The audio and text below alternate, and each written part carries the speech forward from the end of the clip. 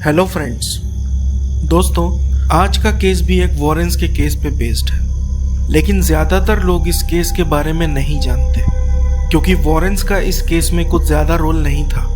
इसलिए इस केस को लेकर वॉरेंस ने कभी भी पब्लिकली बात नहीं करी। लेकिन ये भी उतना ही भयानक केस है जितना मेरा पिछले वाले वीडियो का केस था। जब मैं ये वीडियो बना रहा था तो मैंने रियलाइज़ किया कि ये वीडियो थोड़ी सी लंबी बनने वाली है, तो मैंने इस वीडियो को 2 पार्ट्स में डिवाइड कर दिया है। ये वाला वीडियो पार्ट 1 है और इसका पार्ट 2 भी मैं अपने चैनल पे कुछ ही दिन में अपलोड करने वाला हूँ। अगर आपको मेरा काम पसंद आए तो ये चैनल ज़रूर लाइक, शेयर और सब्सक्राइब करिएगा ताकि आपको आने वाली सारी वीडियोस का नोटिफिकेशन मिलता रहे और मुझे मोटिवेशन मिलता रहे कि मैं नए नए वीडियोस आपके लिए लाता रहूँ। So without any further ado, let's get on to today's case. Warning: The upcoming content includes frightening and unsettling parts. Viewers' discretion is strongly advised. If you find such material inappropriate or uncomfortable, we recommend refraining from proceeding further. Your well-being is important to us.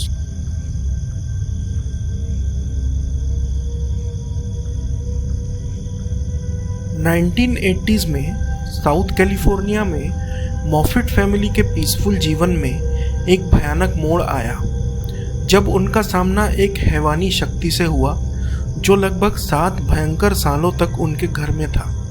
एक demonic presence के साथ उनका आमना सामना हुआ जिसके बाद उनकी ज़िंदगी हमेशा के लिए बदल गई और उस भयानक सच्चाई को छिपाए रखने के लिए एक भयानक समझौता करना पड़ा। लगभग 30 साल बाद मॉफिट फैमिली के एक मेंबर ने बहादुरी से चुप्पी तोड़ी और इस दर्दनाक घटना को पब्लिकली रिवील किया।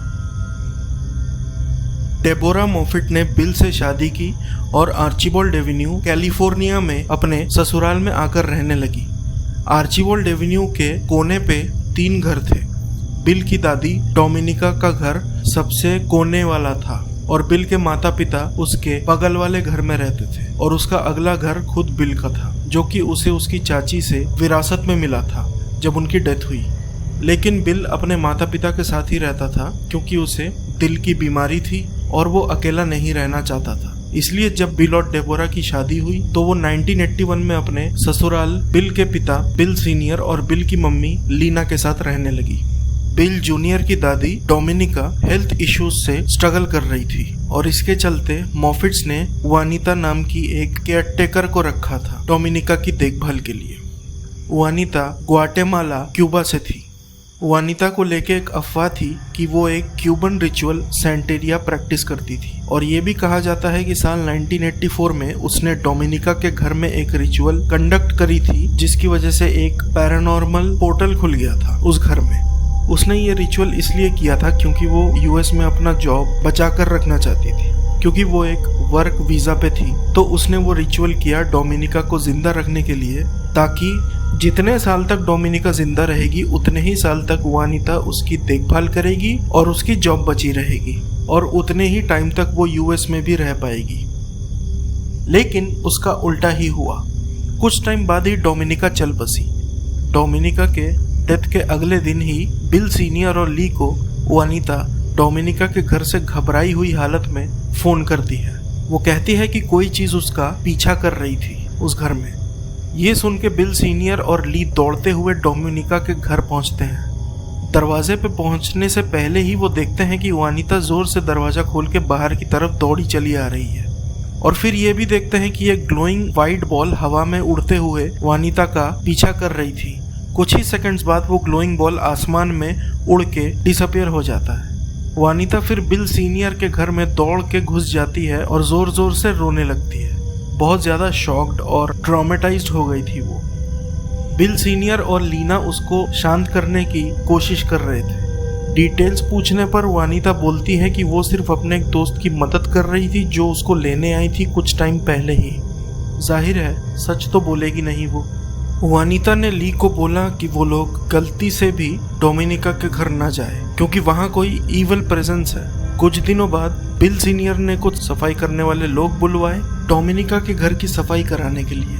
उन लोगों को वहाँ कैंडल्स, छोटे छोटे चाकू, टूटे हुए रोजरीज मिलते हैं जो कि एक क्रिश्चियन रिलीजियस माला होती है, जैसे हिंदुइज्म में रुद्राक्ष की माला होती है। और इसके अलावा एनिमल सैक्रिफाइस के अवशेष भी मिलते हैं। ली कट्टर कैथोलिक थी, तो वो ये सब देख के भांप गई कि ये सब तो ब्लैक मैजिक की चीजें हैं। और जैसा कि हम जानते हैं कि डीमंस या कोई भी इविल एंटिटी फिजिकली और मेंटली वल्नरेबल को ही टारगेट करके उस घर को इन्फेस्ट करते हैं। इस केस में भी वैसा ही हुआ, क्योंकि डोमिनिका बीमार थी। स्टोरी में आगे बढ़ने से पहले बता दूं कि बिल जूनियर की मम्मी लीना को वो लोग ली कह के बुलाते थे। इस वीडियो में मैंने कहीं कहीं लीना और कहीं कहीं पे ली कह के उनको एड्रेस किया है। उसके बाद साल 1986 तक सब कुछ शांति था उस घर में, लेकिन साल 1987 में बिल का उसकी चाची से इनहेरिटेड जो घर था उसमें मॉफिट्स ने कुछ अनयूजुअल चीजें नोटिस करनी शुरू करी। चूंकि सारा मॉफिट फैमिली बिल सीनियर और ली के घर में ही रहता था, तो वो वाला घर खाली ही था।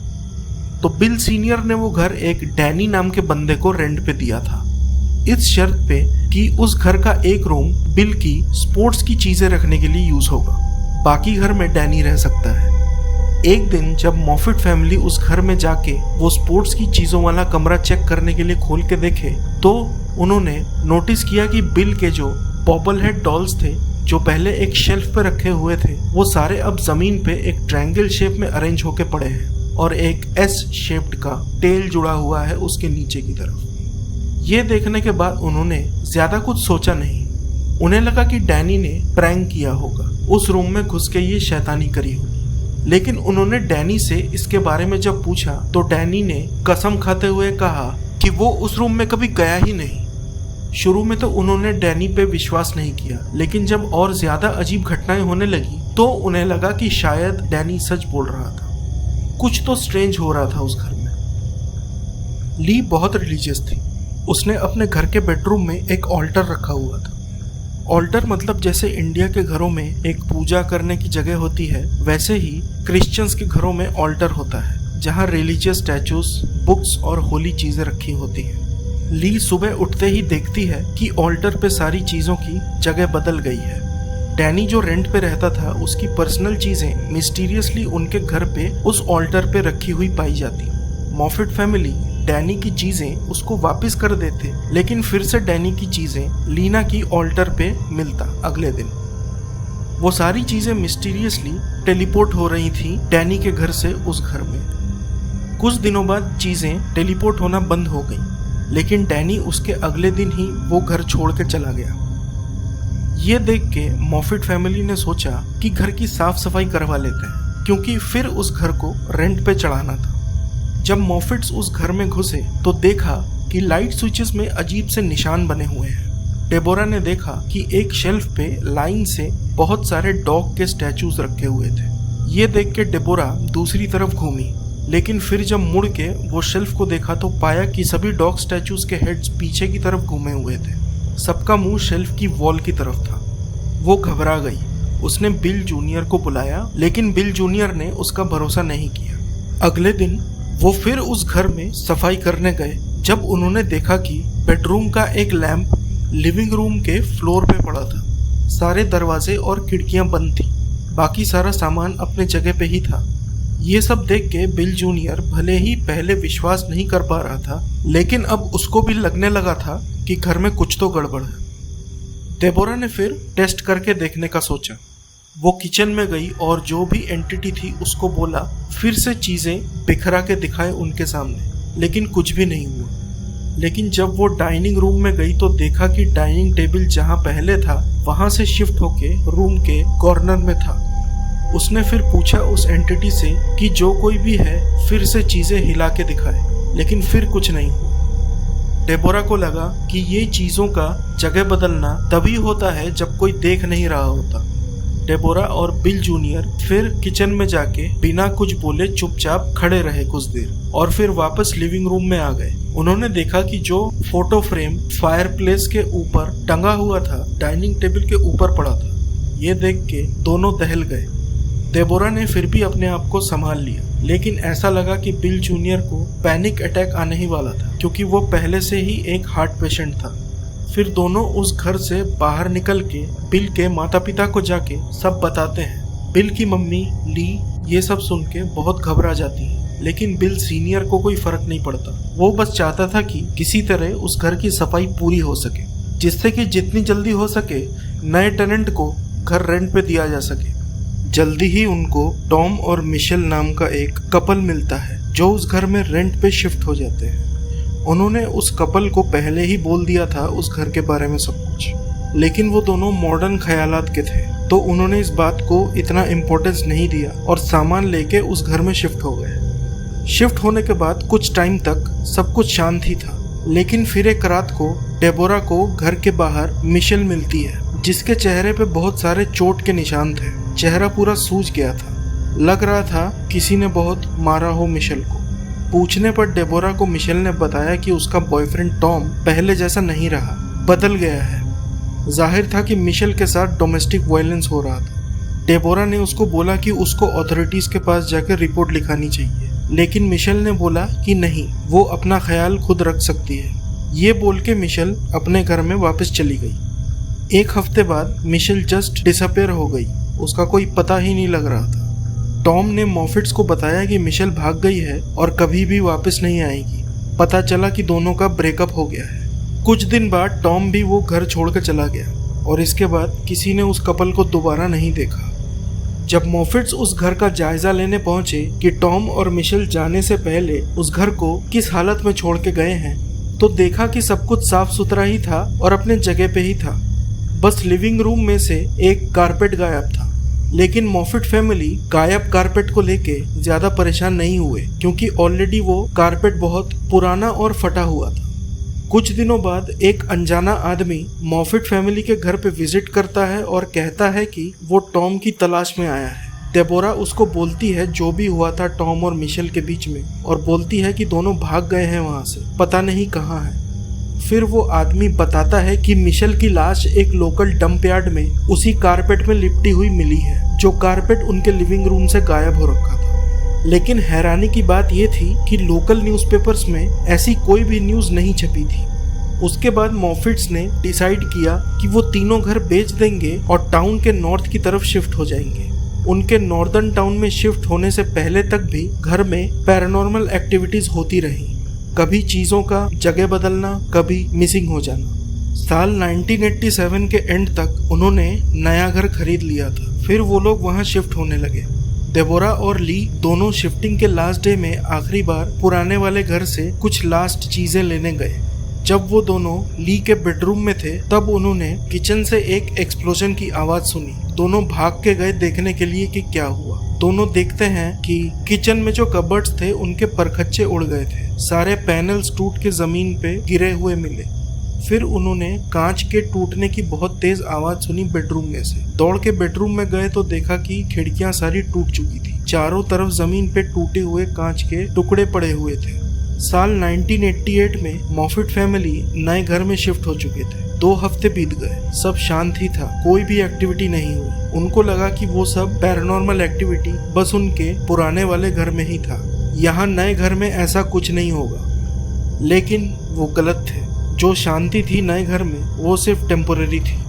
बिल सीनियर को फिर से एक फोटो फ्रेम दीवार की तरफ घूमी हुई हालत में मिलती है घर में। ली ने कहा कि शायद उसी ने सफाई करते वक्त वो फोटो फ्रेम को घुमा के रख दिया होगा, तो सबको लगा कि हाँ ये तो नॉर्मल बात है, कुछ भी अनयूजुअल नहीं था इसमें। लेकिन जल्दी ही उनको रियलाइज हुआ कि जो कुछ भी उनको उनके पुराने घर में परेशान कर रहा था वो अब इस नए घर में भी उनका पीछा करते करते चला आया है, और तो और अब पहले से कई गुना पावरफुल होके आया है। आधी रात को सबको घर में चीखें सुनाई देती, फिर एक आवाज सुनाई देती जो उनको उनके नाम लेके उनको पुकारता था। घर के अलार्म सिस्टम्स भी ऑटोमेटिकली टर्न ऑफ हो जाते। उनको फिर से चीजें मिसिंग और बदली हुई जगहों पे मिलती। चीजों का डायरेक्शन चेंज होने लगा, जैसे वो फोटो फ्रेम के साथ हुआ था। सब फिर भी अपना मेंटल स्टेबिलिटी कायम रखने की कोशिश कर रहे थे और सोच रहे थे कि घर के ही किसी ने ये सब किया होगा। लेकिन फिर एक दिन ऐसा कुछ हुआ कि उनको लगा कि शायद ये सब फिर उसी एंटिटी का काम है। ली को एक दिन बाथरूम के शीशे पे साबुन से लिखा हुआ एक मैसेज मिलता है। लिखा हुआ था टॉक टू मी। ली को लगा कि किसी फैमिली मेंबर ने ही ये प्रैंक किया होगा, लेकिन बाकी लोगों से पूछने पर किसी ने भी कन्फेस नहीं किया। फिर ली ने एक कपड़ा लेके वो शीशा पोंछ दिया। ली को लगा अगर ये उसी एंटिटी का काम है तो वो ली के उस मैसेज को मिटाने के बाद भी फिर कुछ तो लिखेगा उसी शीशे पे।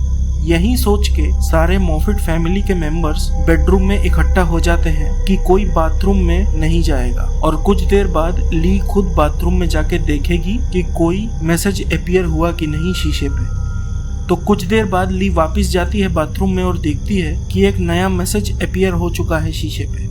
लिखा था नो एस्केप। जैसे जैसे दिन बीतते गए वैसे वैसे वो एंटिटी और ज्यादा फ्रीक्वेंटली कम्युनिकेट करने लगी मॉफिट से, वो बाथरूम के शीशे के जरिए। शुरू में तो ऐसे मैसेजेस थे कि देख के लग रहा था कि वो एंटिटी मॉफिट फैमिली की हेल्प कर रहा है। मैसेजेस ऐसे थे कि एटिक में वायर प्रॉब्लम है, खतरा है, रूम में आग लगने का खतरा है, मत जाओ रूम में। ये सारे मैसेजेस में से कुछ मैसेजेस में किसी नीनी नाम के पर्सन को एड्रेस किया गया था।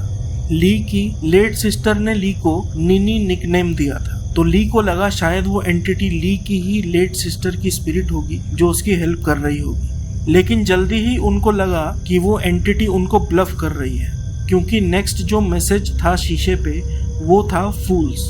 फिर अगला मैसेज था I hate Lee. Bill senior भड़क गए ये देख के और चिल्लाते हुए उस एंटिटी से पूछा कि कौन हो तुम, क्या चाहते हो। फिर एक नया मैसेज अपीयर हुआ शीशे पे, लिखा था प्रिंस।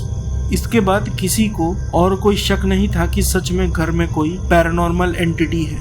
ली ने डेबोरा और बिल जूनियर को मना कर रखा था प्रोफेशनल्स की हेल्प लेने के लिए, क्योंकि वो अपने घर में कोई तमाशा नहीं चाहती थी। लेकिन अब वो एंटिटी ली को ओपनली और वायलेंटली टारगेट करने लगी थी। तब जाके ली को लगा कि शायद अब प्रोफेशनल हेल्प लेने की जरूरत पड़े। ये सोच के वो एक लोकल चर्च के प्रीस्ट को अप्रोच करती है घर को ब्लेस करवाने के लिए। वो प्रीस्ट जब आके खड़ा हुआ घर के दरवाजे पे, तब तो उसने घर के अंदर घुसने से ही मना कर दिया। उसको सेंस हो गया था कि कोई बहुत ही ज्यादा पावरफुल प्रेजेंस था घर में। मॉफिट फैमिली के बार बार रिक्वेस्ट करने पर फाइनली वो कुछ कदम घर के अंदर रखते हैं और वहीं पे कुछ रिलीजियस मंत्र जाप करके और थोड़ा सा होली वाटर छिड़क के वहीं से उल्टे पांव भाग जाते हैं। ये सब देख के ली घबरा जाती है कि जब एक प्रीस्ट की ये हालत है तो उनका क्या होगा। एनीवेज वो लोग फिर कोई और हेल्प ढूंढने निकलते हैं। इधर पैरानॉर्मल एक्टिविटी बहुत ज्यादा इंटेंस हो गई थी घर में। बाथरूम के शीशे पर अब मैसेजेस और भयानक होने लगे थे, जैसे कि आई हेट ली और ली डाइज। और ये थ्रेट्स अब सिर्फ मैसेजेस के फॉर्म में ही नहीं, फिजिकल भी होने लगे थे, जैसे कोई कारपेट्स को फाड़ के तार तार कर देता। दीवारों में अजीब से सिंबल्स मैनिफेस्ट होने लगे, जैसे कि किसी ने चाकू से खरोच खरोच के बनाया हो। उन सिंबल्स में से एक सिंबल बहुत ही डिफरेंट और कुछ ज्यादा ही अजीब था। सिंबल ऐसा था जैसे कि एक ट्रायंगल और उसके नीचे एक एस शेप्ड की पूंछ बनी हुई होती। ये पर्टिकुलर सिंबल घर में हर जगह मैनिफेस्ट होने लगा। ली के बेडरूम में जो ऑल्टर था, उस ऑल्टर पे जो चीजें थी वो सब टूटने फूटने लगी। जीसस की स्टैचू के हाथ और सर कोई तोड़ देता और वो जमीन पे पड़ा हुआ मिलता। इस बीच ली और उसके हस्बैंड बिल सीनियर के बीच लड़ाई झगड़े बढ़ने लगे।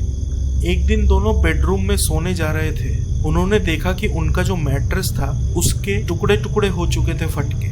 ये सब देख के दोनों बहुत घबरा जाते हैं और फाइनली डिसाइड करते हैं कि नीचे वाले फ्लोर पे जहाँ बिल जूनियर और डेबोरा रहते थे उसी फ्लोर पे सामान लेके शिफ्ट हो जाते हैं।